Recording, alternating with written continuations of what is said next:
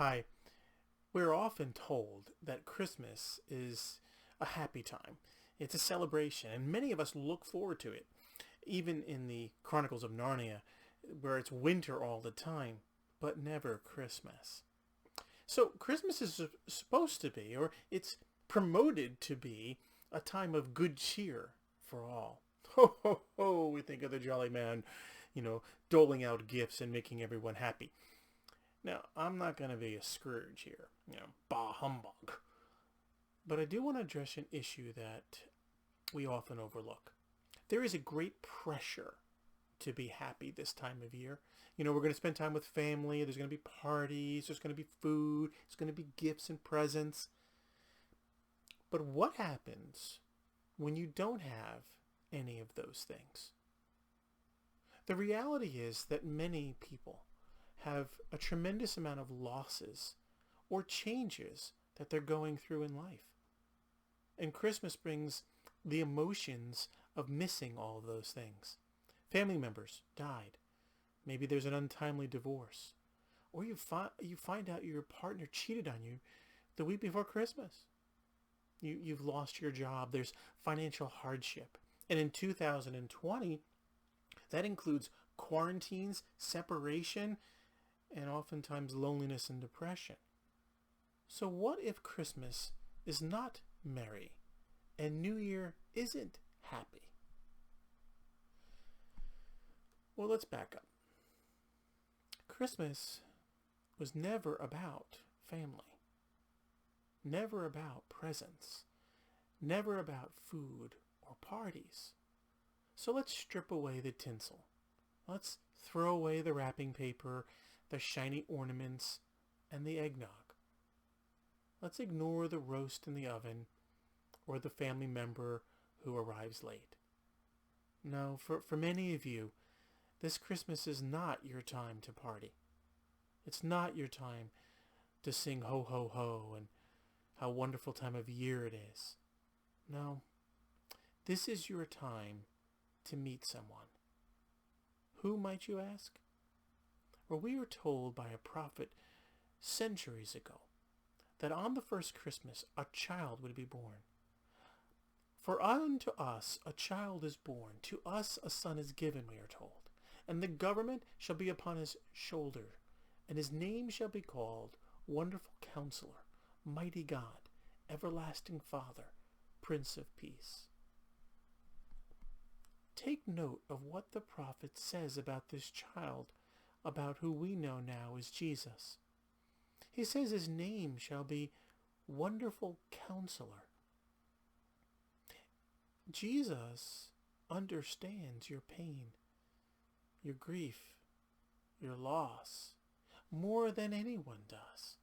And he actually feels it with you. When you see that empty chair, when that picture catches your eye, when you wake up and there's no one waiting for you, when you find yourself staring off into space, or when you cry for no reason, Jesus came as your counselor, able to stitch your broken heart, mend your wounds, and bring hope to your soul once again. This Jesus is also a mighty God. He's greater than all your problems, your hardships, your limitations. There may be no possible way for you to survive another year, but Jesus gives strength. There may be no way that you can afford to live anymore, but Jesus finds a way. There may be no chance for you moving forward, but Jesus is able to carry you. He is the everlasting Father. Losing a parent is difficult no matter what age you are. The loss of that stalwart figure in your life leaves a hole, because he or she was there your entire life, and now they're gone. Something is missing, and rightly so. Only one can replace that hole. And that one is called the everlasting Father, the always with us parent. Jesus is also called the Prince of Peace. Depression and loneliness are real, and they cannot be overcome by parties, by food, by family, or by presents. No, there is only one who administers peace. There's only one who gives it out as a gift. There's only one who doles it out. And that is the Prince of Peace, Jesus. You see, Christmas is not your time to party. It's your time to meet that person, that Jesus. He wants to meet with you. He wants to grieve with you. He wants to cry with you. He wants to hold you like no one else can. So, as Christmas may not be a merry time for you this year, here's what I suggest that you do. Take some time, whether it's Christmas morning, Christmas Eve, whether it's around your fireplace or around your tree, or in some place where you can find time to just be alone with Jesus. Take a journal or a sheet of paper and a notebook. Write a list of your losses, the things that have happened. Be specific, the things you've lost. Not just the person, but the things because of losing that person. Or maybe list the pain that you're in and the confusion you feel. Write it all down. Cry if you need to. It's okay. Yell if you need to. And then when you finish that, fold it up. Just place it aside for now. And then what I suggest doing is, in your house you probably have some juice or some crackers. Why don't you celebrate communion with the Lord? Just reminding yourself of the end result of that first Christmas. It wasn't just the party atmosphere that gave birth to a new child. Yay, balloons and everything. No, it was this child was dying and suffering in the future as a man. That his purpose was to be fulfilled. And that purpose was for your life, for your salvation, for your hope. So celebrate that with the Lord. Just you and him.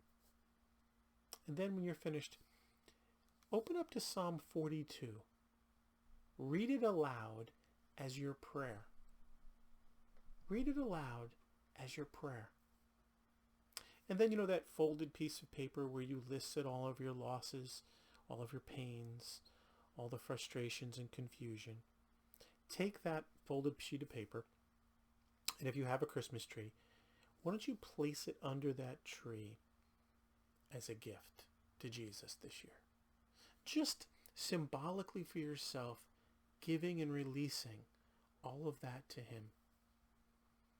And then spend time just lingering with him, maybe crying with him, allowing him to enter into your pain. He knows it like no one else does. Father, I pray that the wonderful Counselor, your Son Jesus, would minister and touch each of these people who for this Christmas, it's not merry.